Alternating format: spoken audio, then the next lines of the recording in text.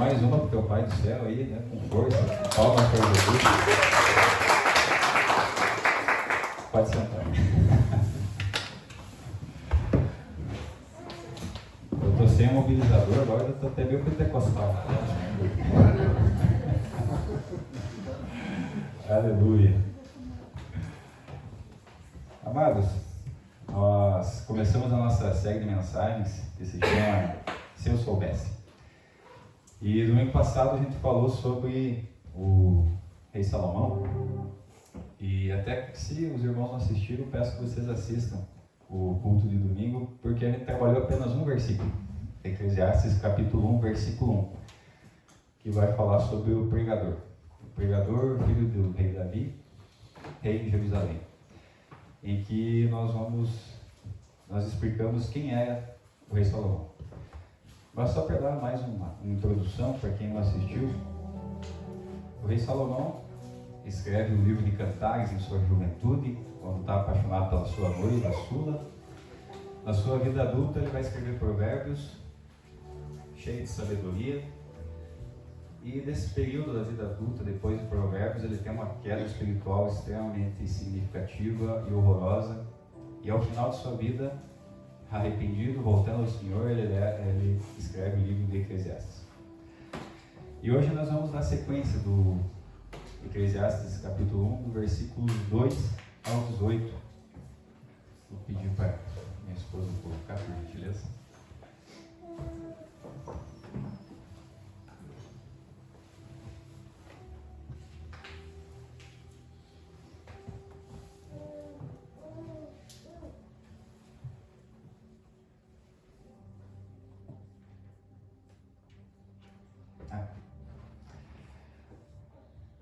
Tem que voltar para o 2.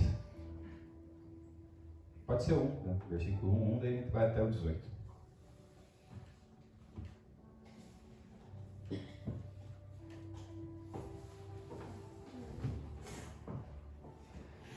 Palavras do pregador, filho de Davi, rei em Jerusalém. Vaidade de vaidades, diz o pregador. Vaidade de vaidades, tudo é vaidade. Que proveito tem o homem de todo o seu trabalho que faz debaixo do sol? Uma geração vai e outra geração vem, mas a terra para sempre permanece. Nasce o sol e o sol se põe, e apressa-se e volta ao seu lugar de onde nasceu. O vento vai para o sul e faz o seu giro para o norte. Continuamente vai girando o vento e volta fazendo os seus circuitos. Todos os rios vão para o mar e contudo o mar não se enche. Ao lugar para onde os rios vão, para ali tornam eles a correr. Todas as coisas são trabalhosas, o homem não o pode exprimir. Os olhos não se fartam de ver, nem os ouvidos se enchem de ouvir. O que foi, isso é o que há de ser. E o que se fez, isso se fará. De modo que nada há de novo debaixo do sol. Há alguma coisa que se possa dizer, vê, isto é novo? Já foi nos séculos passados que foram antes de nós. Já não há lembrança das coisas que precederam e das coisas que hão de ser, também delas não haverá lembrança, entre os que hão de vir depois. Eu, o pregador, fui rei sobre Israel em Jerusalém. Eu apliquei o meu coração a esquadrinhar e a informar-me com sabedoria de tudo quanto sucede debaixo do céu. Esta enfadonha ocupação deu Deus aos filhos dos homens para nela os exercitar. Atentei para todas as obras que se fazem debaixo do sol, e eis que tudo era vaidade e aflição de espírito. Aquilo que é torto não se pode endireitar. Aquilo que se falta não se pode calcular. Falei eu com o meu coração, dizendo, eis que eu me engrandeci, e sobrepujei em sabedoria a todos os que ouvem antes de mim, em Jerusalém. E o meu coração contemplou abundantemente a sabedoria e o conhecimento. E apliquei o meu coração a conhecer a sabedoria e a conhecer os desvarios e as loucuras. E vim a saber que também isto era aflição de espírito. Porque na muita sabedoria há muito enfado, e o que aumenta em conhecimento aumenta em dor. Amém, pessoal? Então a série se chama Se Eu Soubesse. porque na maioria das vezes acredito que todos nós já tomamos decisões, já escolhemos caminhos, já fomos em direções que, se a gente soubesse que daria naquilo, nós não faríamos mais. E a gente geralmente fala, se eu soubesse, eu teria feito diferente. Então a gente está pegando aqui o conhecimento do rei Salomão, nesse arrependimento, nesse retorno ao Senhor, no fim de sua vida, para pegar ensinamentos que ele está trazendo e não cometer os erros que ele cometeu. Pegar isso para nós e fazermos com que a nossa vida tenha um significado de fato e não apenas eu viva correndo atrás do vento, como a gente vai notar várias vezes aqui no livro de Eclesiastes que ele fala. Então, no mundo, né, que é bombardeado por tragédias, por coisas insanas e ao mesmo tempo que é tão belo, tão lindo, a gente precisa entender para onde a gente aponta o nosso coração. Então, o subtítulo dessa série hoje, O Vapor Debaixo do Sol. Devido a alguns problemas técnicos, não sei se vai ser possível colocar, né? Mas hoje o tema seria O Vapor Debaixo do Sol. E nós vamos entender duas coisas que o livro de Eclesiastes vai falar muitas vezes, repetidas vezes. O primeiro, ele vai fazer um diagnóstico. E para nós entendermos um pouco mais sobre o livro, a gente precisa entender primeiro a palavra vaidade, do hebraico rebel, mais bem traduzido como neblina, sopro, vapor. Tudo é rebel, tudo é vapor, sopro, neblina.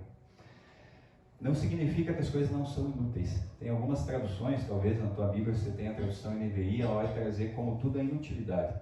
Não é uma tradução muito específica, porque a gente tem muitas coisas úteis. As coisas são úteis para nós, elas fazem o seu papel.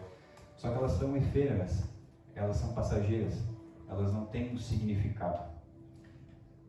Logo depois da nossa morte, aquilo tudo vai ser nada. Vai passar, você nunca mais vai conseguir usar aquilo. O livro de Eclesiastes vai falar bastante sobre isso. Também tudo que você juntou, alguém vai gastar sem dó. Alguém vai fazer algo com o teu recurso, e do que adiantou você se desgastar tanto para construir. Então, a gente precisa entender isso. Vaidade, efêmero, vapor, neblina. E o problema da neblina é que ela não só é passageira. É as nossas manhãs de inverno, né? Quem já acordou, né? Tem até aquele ditado, né? Quando a cerração baixa, o sol que racha.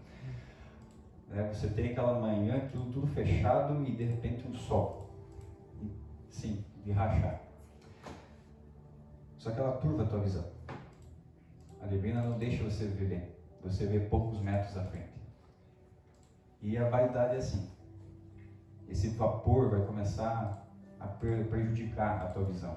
Você não vai conseguir ver bem as coisas. E Tiago 4,14 vai falar, né? Provavelmente o Tiago leu Eclesiastes, né? Tiago, para quem não sabe, é irmão de Jesus. Ele foi líder da igreja em Jerusalém. E sim, Jesus teve irmãos, né?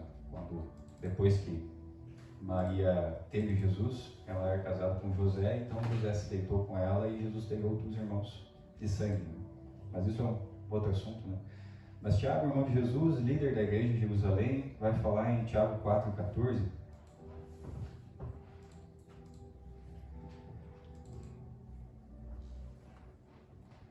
Digo-vos que não sabeis o que acontecerá amanhã, porque o que é a vossa vida? É um vapor que aparece por um pouco e depois se desvanece. Então Tiago vai também falar isso para nós. A tua vida é vapor. Outros trechos da Bíblia vão falar que ela é que nem o orvalho da manhã. Você olha aquele orvalho e poucos minutos depois ele já não está mais ali. A nossa vida é muito breve. É como a neblina da manhã no inverno. E outra questão que nós precisamos entender no livro de Eclesiastes é debaixo do sol. Então a palavra rebel, vaidade, vai aparecer 30 vezes em Eclesiastes. E a palavra debaixo do sol, do versículo 3, vai ser também repetida inúmeras vezes durante o livro. Se pudermos.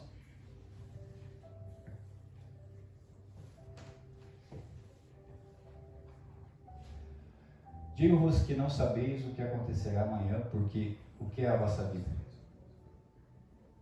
É Eclesiastes 1:3? É 1:3. Ah, desculpa, achei que tinha mudado. Não, amém. Que proveito tem o homem de todo o seu trabalho que faz debaixo do sol? Então essa palavra debaixo do sol também vai fazer a gente entender melhor o que Salomão está querendo dizer.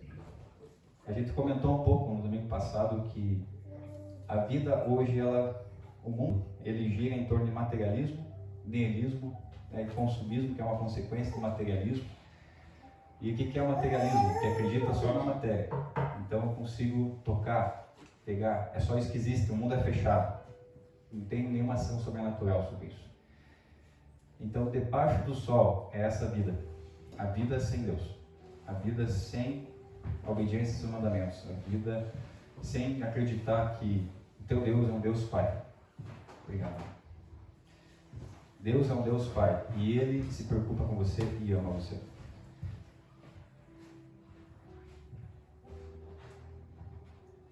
Então ele vai trazer uma perspectiva meramente horizontal. Se lembrando de por que Salomão está dizendo isso. Na sua experiência ele abandonou Deus. E na experiência dele e olhando as outras coisas, ele está dizendo como é a vida sem Deus. Como é a vida debaixo do sol. Como que você vai viver. E vai ser simplesmente isso. Então aqui Salomão está trazendo uma resposta ao pessimismo pós-moderno, aos filósofos pessimistas. Salomão está dizendo que as coisas não são absurdas, ele está dizendo que elas parecem absurdas debaixo do sol. Então tudo que Salomão está dizendo nesse capítulo 1, o trabalho não tem proveito. A vida é um pó, é um vapor que vai passar muito rápido, não vai servir de nada. Ela é assim para quem não tem Deus. E a diferença entre o Salomão do Provérbios e o Salomão do Eclesiastes, o Salomão do Provérbios está dizendo como as coisas funcionam 90% do tempo, como uma previsão do tempo. Você vai ver previsão, geralmente ela dá certo. E Eclesiastes está dizendo, esse é o tempo, de fato, instável tempo de caçador. Que você talvez olhe para o do tempo e ela não se concretize e aconteça coisas completamente ao contrário. Mas o que eu quero começar a provocar os irmãos é pedir como você olha para a sua vida debaixo do sol. Tudo parece vapor. E seja honesto com você mesmo. Deus já conhece teu coração, então não precisa mentir para você. A tua vida hoje, ela parece o vapor embaixo do sol. Porque Eclesiastes agora ele vai começar a nos conduzir lentamente para o que é a vida acima do sol. Tem até um livro muito bom chamado O Evangelho Protetor Solar. Porque a vida debaixo do sol sem o Evangelho é sem significado nenhum. Mas com o Evangelho, a gente consegue olhar acima do sol e ser levado até Deus. Então, Salomão vai começar a construir agora uma monotonia. A monotonia da criação. O que ela revela? Dos versículos 4 até o 7. Ele vai começar dizendo uma geração vai e outra geração vem, mas a terra permanece para sempre. Ele está dizendo, então, você é transitório. Pensa uma coisa que eu nunca tinha feito, era tomografia. E quando eu me acidentei, fui fazer tomografia. E daí eu vi minha cadeira. Eu nunca tinha visto. Eu digo, uau, esse sou eu. Transitório. Aquilo sou eu. Quando me decompor, vai estudar apenas aquilo. Dos versículos 5 e 7, pode colocar. Nasce o sol e o sol se põe, e apressa-se e volta ao seu lugar de onde nasceu. O vento vai para o sul e faz o seu giro para o norte. Continuamente vai girando o vento e volta fazendo os seus circuitos. Então ele vai começar a fazer a descrição que é sempre assim.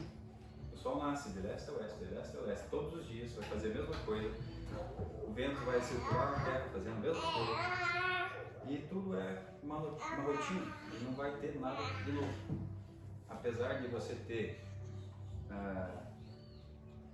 invenções tecnológicas, ter um monte de coisa, ter IA, tudo assim, as respostas para a vida, as perguntas, os questionamentos sempre vão continuar os mesmos. Parou de funcionar, parece? Acho que acabou o vídeo. Voltou? Mas a vida é assim. por mais que tenha muitas invenções, as perguntas da humanidade continuam as mesmas. E ele vai falando, o vento gira sem parar, os rios correm para o mar não se enche. Hoje a gente entende, né, que o vento e o calor fazem a água evaporar, ela volta para os rios e assim a vida continua.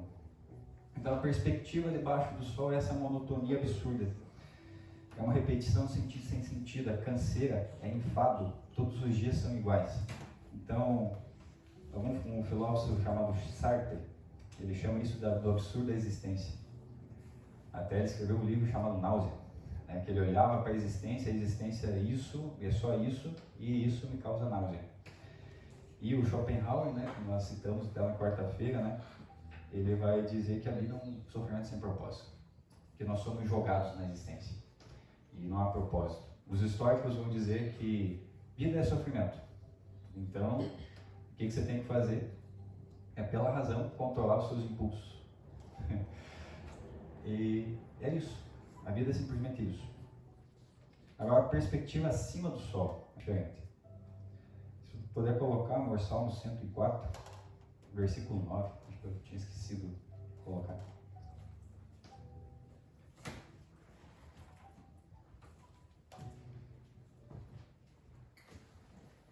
Termos lhe expusestes que não ultrapassarão, para que não torne mais a cobrir a terra. Então, nessa monotonia que o Salomão coloca, que o mundo é assim, que o mar vai e volta, os rios não enchem o mar, que o sol vai e volta de leste a oeste, Salmo 104 está dizendo para nós que não, que Deus colocou um limite sobre eles. Até mesmo no livro de Jó, quando a gente vai lê-lo, Jó, se eu não me engano, faz 69 questionamentos. Desculpe, Deus faz 69 questionamentos a Jó, e ele diz assim: onde você estava, Jó, quando eu coloquei o limite dos mares? Se puder colocar o versículo 19.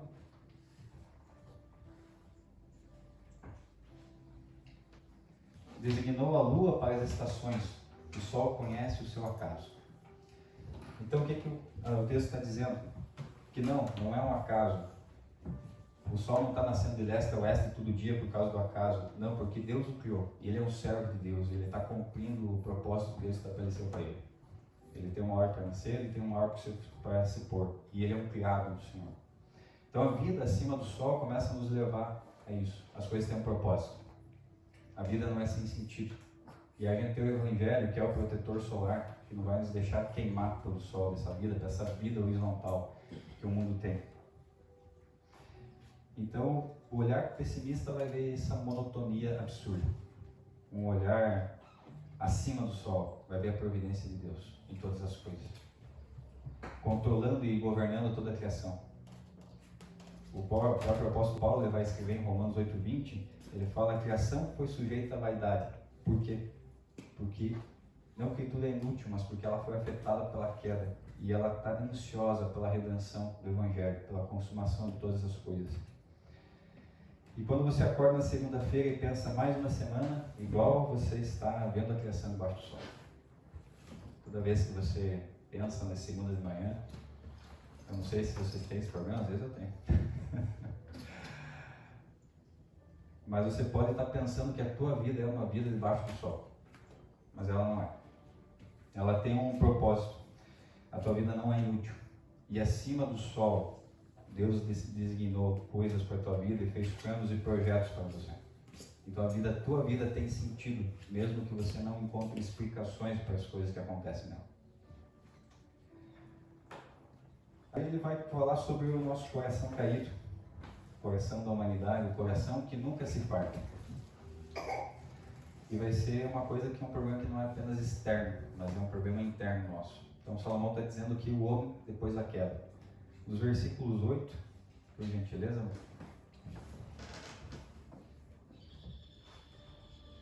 Ah, tá certo. 8, isso? Isso. Todas as coisas são trabalhosas, o homem não o pode exprimir. Se os olhos não se fartam de ver, nem os ouvidos se enchem de ouvir. No só 8. Então, todas as coisas são enfadonhas, outra versão disso. Você não se farta, você sempre tem uma sede, você sempre tem uma vontade. É por isso que tantas vezes a gente fica tantas horas ali rodando o feed das nossas redes sociais, porque os nossos olhos não se fartam, nossos ouvidos, acabam não conseguindo se fartar de ouvir, eles nunca se enchem. E infelizmente não é uma coisa boa muitas vezes, não é me encher da palavra de Deus, de ler, é de todas as coisas que o mundo oferece. E daí então vai estar aquela famosa frase, né? A vida é uma constante oscilação entre a ânsia de ter e o tédio de possuir.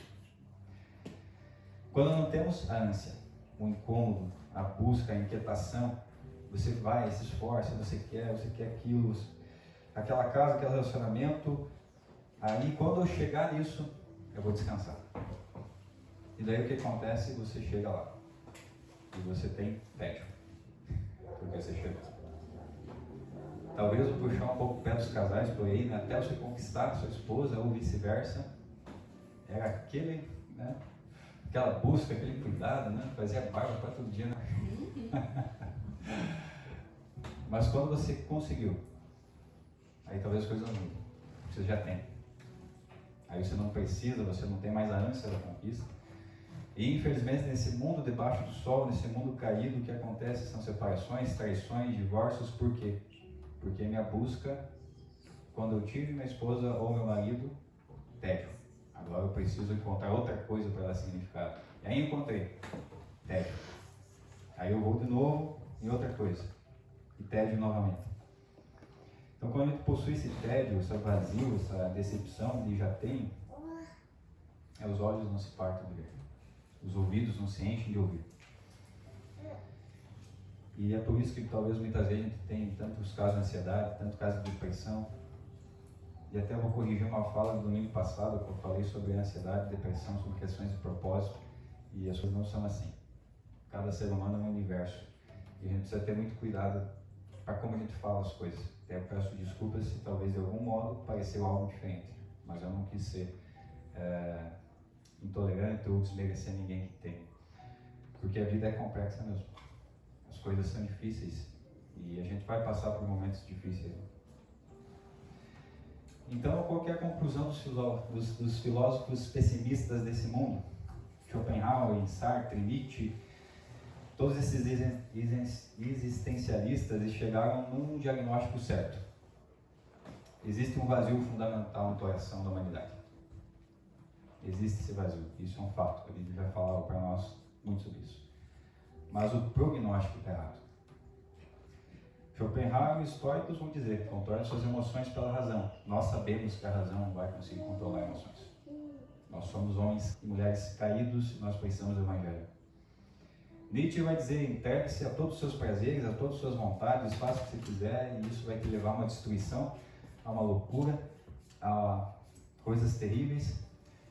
Um dia eu estava conversando com um rapaz ateu e ele falou: vocês falam de pecado, mas o que tem? Às vezes as pessoas só estão aproveitando a vida.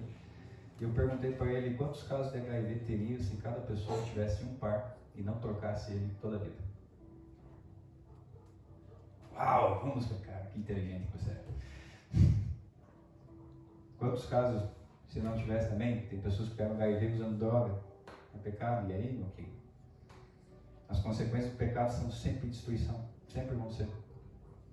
As coisas são complexas, o homem caído nesse planeta caído vai sofrer muito, então se você se entregar às suas vontades, meu filho, que Deus te ajude. O niilismo vai crer que não há sentido em nada, não há sentido nenhum. E infelizmente acaba até levando ao suicídio. E os números eles são alarmantes, pessoal. 1 em cada 3 adolescentes cristãos já pensou em suicídio. Eu não sou adolescente, mas já me incluo nessa lista. Porque não vê propósito. Qual que é o propósito da existência se tudo é sofrimento e se nós somos largados debaixo do sol? E Salomão vai mais fundo que todos eles. Esses filósofos, eles são bebês do jardim de infância perto de Salomão. Salomão, depois nós vamos chegar no capítulo 2, ele vai dizer: eu não recusei nada ao meu coração. Tudo que meus olhos viram e queriam, isso eu fiz. Eu não recusei absolutamente nada. E adivinha, ele chega no final da sua vida e diz: vapor, névoa, neblina. E faça uma autoanálise.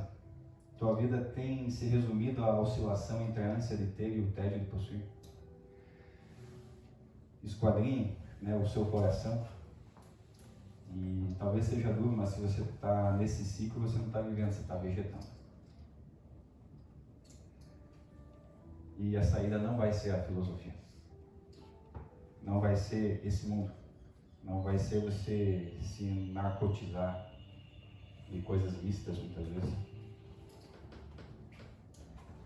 Eu tenho passado semanas difíceis. Talvez eu possa dizer que aí, meu Deus,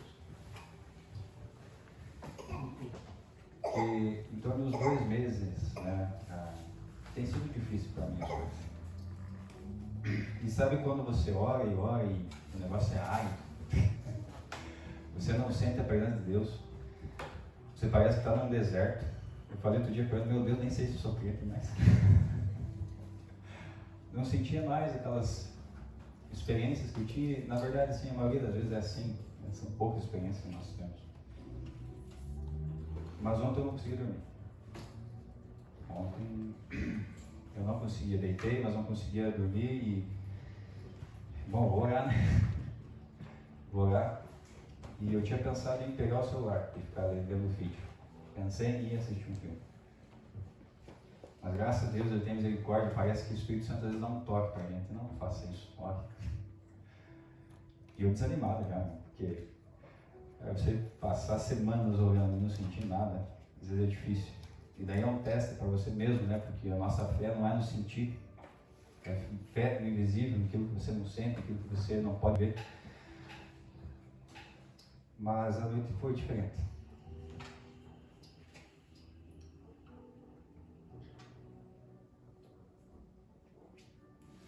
E essa noite eu pude sentir Deus falar. Porque há muito tempo não acontecia. Então, a resposta não vai estar na filosofia, no narcótico, nos filmes e séries que talvez você vai passar e continuar vendo porque você tem um vazio existencial. E daí a resposta bíblica do Evangelho como filtro solar vai continuar dos versículos 9 ao 18. Dos versículos 9 a 11, se puder, mas por gentileza. Ele vai começar a falar: o que foi, isso é o que há de ser, e o que se fez, isso se fará. De modo que nada há de novo debaixo do sol. Há alguma coisa de que se possa dizer, vê, isto é novo? Já foi nos séculos passados que foram antes de nós. Já não há lembranças das coisas que procederam. E das coisas que hão de ser também, delas não haverá lembrança. Ele vai começar a falar de novo, que nada é novo debaixo do céu e tal. A resposta não está nessas coisas. A geração vai mudar, as angústias vão continuar as mesmas. E ele vai continuar do versículo 12 ao 15, ele vai começar a narrar a experiência que ele aplicou o coração a esquadrinhar tudo e conclui que o que é torto não se pode endireitar, e o que se falta não se pode calcular.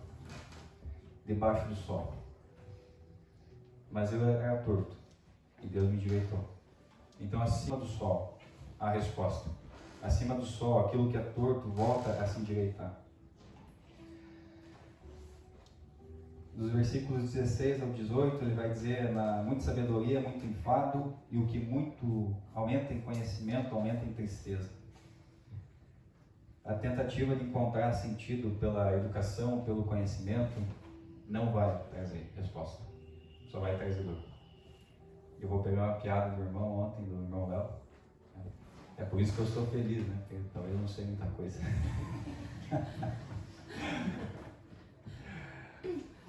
Mas não vai. O muito conhecimento, na verdade, vai trazer mais enfado, porque as respostas não vão chegar.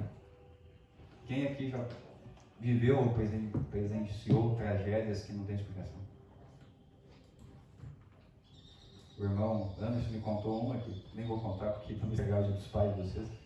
Mas aí, qual a explicação que você vai dar para uma tragédia? Você não sabe o que dizer. E por mais que você esquadrinhe, por mais que você tente entender, não vai haver respostas.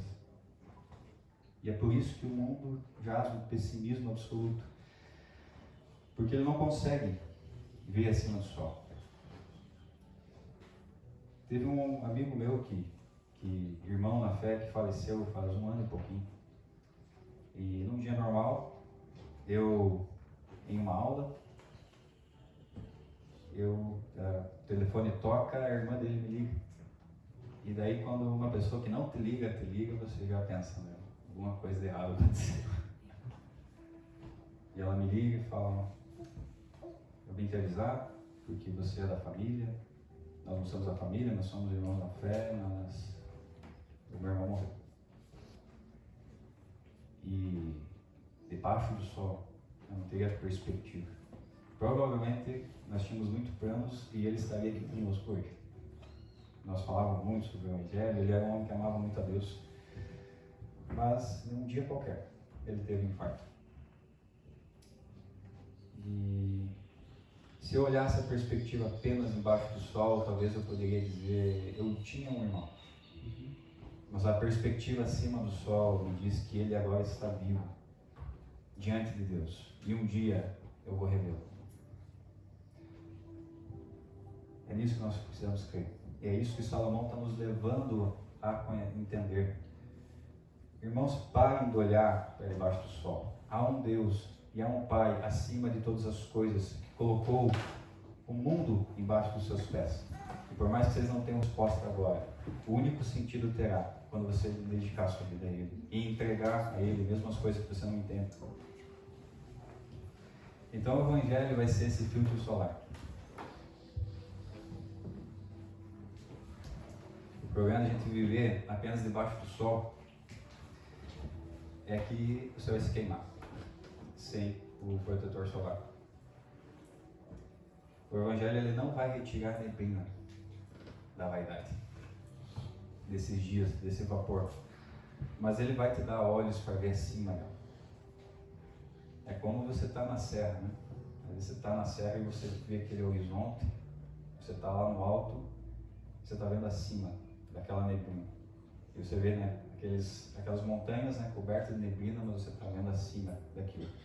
Então o Evangelho vai fazer com que você viva isso e vai aumentar teus olhos e colocar os olhos no lugar certo, diante do teu Criador. Essa ânsia e tédio não vai desaparecer automaticamente quando a gente se converte. Mas você vai ter um Criador que você pode depositar sua fé.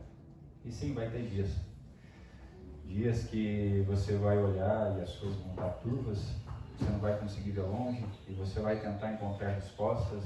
E eu peço a Deus que sejam poucos dias, mas a gente vai ter esses dias em que os nossos olhos talvez estejam baixos, que a gente não vai conseguir colocar tanta fé e tanta esperança assim em nosso Criador.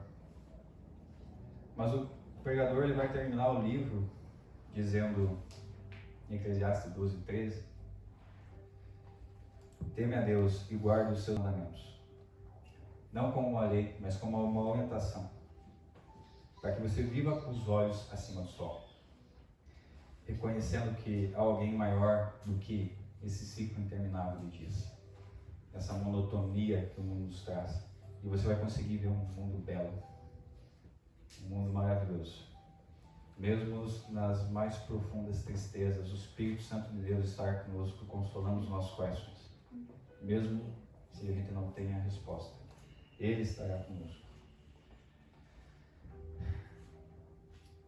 A satisfação que você procura não vai estar nas coisas. E talvez você não goste de ouvir isso. Talvez as pessoas pensem, eu tenho grandes projetos e grandes planos e quando eu chegar lá, eu vou me sentir realizado. Não vai. Não vai. Você vai até ficar feliz quando chegar, mas você pouco tempo vai perceber. Eu uma vez ouvi um empresário numa palestra falando, a gente tem que subir a montanha, e quando a gente chegar na montanha, o que a gente faz? Procura outra para subir. Porque não vai satisfazer. E eu não estou dizendo que você não tenha planos, projetos, que você não deva fazer isso, que você não deva ter sonhos, porque isso é de Deus também. E o mundo com Deus, ele vale muito a pena, ele tem um propósito. Só não coloque a sua segurança nisso, porque tragédias vão acontecer. E talvez você possa ficar muito frustrado. E quantas pessoas já abandonaram a fé porque acreditavam que tudo ia dar certo o tempo todo e o tempo inteiro.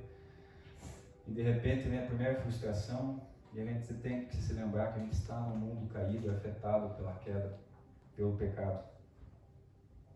Eu vou pedir para os irmãos ficarem em pé.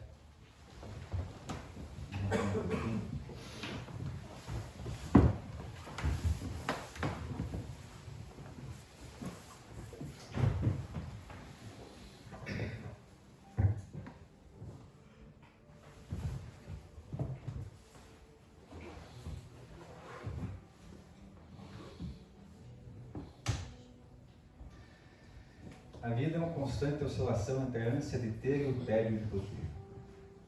Isso é verdade debaixo do sol. Uma vida sem Deus, isso é verdade. Mas eu quero falar para você que não se entregou a Jesus Cristo ainda, que você não se rendeu a Jesus. Se sua vida tem se resumido a esse ciclo, e muitas vezes a gente se confunde, sabe, irmãos? Porque eu não sei vocês, mas eu sou pobre. Eu creio que os irmãos aqui não tem nenhum bilionário. Talvez tenha, né? Mas os irmãos são crentes, então querem ver uma vida mais humilde e tal, né? Eu espero que tenha. Torço para você chegar lá. Mas a gente, quando não tem condições, a gente acha que, de fato, a gente vai ser feliz quando chegar em algum lugar. Quando tiver tal coisa. Quando tiver tal emprego, quando a família, quando comprar um castelo na França, não sei, qualquer coisa. Mas Salomão chegou lá. Salomão foi o homem mais rico, Salomão foi o homem mais sábio. E ele parou na sua velhice e disse: vapor, neblina, vaidade. Então, quando você achar que você vai conseguir encontrar um propósito no trabalho, e talvez Deus tenha um propósito para você no trabalho, não estou dizendo isso. Mas se o trabalho em si for o propósito, eu vi um comentarista bíblico fazendo a seguinte ilustração, que Salomão você podia imaginar ele com um cachimbo, assim, aqueles velhinhos com um cachimbo.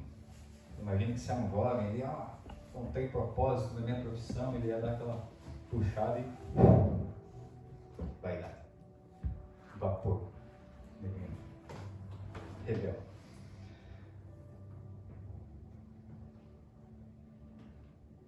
Mas não é porque a vida não vale nada, irmãos. É porque ela não tem sentido debaixo do sol. Então esse livro é maravilhoso porque ele é apologético demais.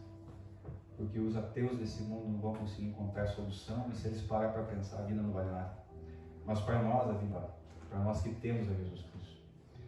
Então, irmão, se você não entregou a sua vida para Jesus, entregue. Porque ela só vai ter sentido com Ele. Porque com Ele as coisas fazem sentido, e o Evangelho é protetor solar contra o mundo debaixo do sol. Para quem já está em Cristo, cuidado com a mentalidade de viver só debaixo do sol. Salomão amava a Deus, e em um determinado momento da vida dele ele caiu. E tem um lugar que é muito perigoso. É o lugar que quando você faz projetos você está conseguindo. Esse entre meio. O meio é até conseguir e o início. Você está ali, está animado, está buscando. E ali vão aparecer tentações para a sua vida. Vão aparecer talvez... Acho que acabou, filho. Acabou.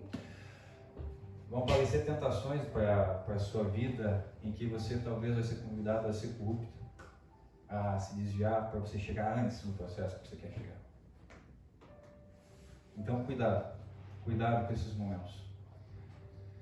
Porque se você chegar lá assim, você está vivendo a vida debaixo do sol. E debaixo do sol, o sol queima. Você precisa continuar confiando que Jesus é o caminho. E que obedecê-lo faz sentido, porque aquele que não obedeceu, que foi o rei Salomão, que já era rei, que já era poderoso, mas quis mais, quis o tempo todo mais, e ele vai falar na sequência do livro, aquele que ama as riquezas nunca se fartará, no sentido que nunca, não que você não vai ganhar mais, mas no sentido que quanto mais você ganha, você ama aquilo e você não vai estar farto, e o número precisa ser maior, E como os irmãos já estão cansados de saber, eu sou consultor de investimentos e eu trabalho realmente com muita grana. Tanta grana que eu tenho que mandar dinheiro para paraíso fiscal, porque se o cara morrer, ele vai pagar um imposto absurdo na família. A gente tem que mandar para outros países, tem que fazer uma série de coisas. E eu vou falar para vocês, irmãos, talvez a única coisa diferente de nós é que ele não tem problema com dinheiro. Mas o resto da vida é exatamente igual. Exatamente igual. Não vai mudar absolutamente nada. Então não creia que você vai ser feliz quando você chegar lá. Creia assim como Salomão, que a maior sentença da vida dele estava em 2 Samuel, que desde o ventre de sua mãe, Deus o amou. É isso que de verdade importa. Então a oração que mais sincera que você pode fazer ao sair daqui é: Senhor, livra-nos de vivermos somente debaixo do sol. Livra-nos disso. Livra-nos, Senhor. O Augusto Nicodemos falou uma vez, e talvez vocês conheçam o Augusto Nicodemos, pós-doutor em teologia, ele já escreveu muitos livros sobre teologia, e ele fala que o maior medo da vida dele é deixar de ser crente. Esse é o maior medo dele. E ele faz essa oração todos os dias: Deus, que eu continue sendo fiel ao Senhor. Então que você possa fazer essa oração. Eu vou pedir para o favor apagar as luzes, por gentileza, para que você se concentre nesse louvor e faça essa oração, que Deus livre você disso. Porque talvez você discorde de mim agora, mas vai chegar ao final da tua vida e você vai se lembrar de mim falando que você gastou tua vida por nada. Por vapor, por neblina. E é isso que a gente vê na maioria dos lugares onde você fala com pessoas que estão em estado já de quase morte. Eles não se arrependem de ter ganhado dinheiro, não se arrependem de não terem construído mais empresas. Talvez eles se arrependam. E hoje é o dia dos pais. Quem está com o pai aí, peço que abrace seu pai, as esposas abracem o pai depois e curtam esse dia. Porque você vai ter arrependimentos nesse sentido. E não ter amado tanto aqueles que você deveria amar. E não ter passado tanto com pessoas que você deveria passar. Coloca aquela tua presença vale mais. Quero que você medite nesse louvor. E ore ao nosso Senhor, para que Ele te livre de viver debaixo do sol.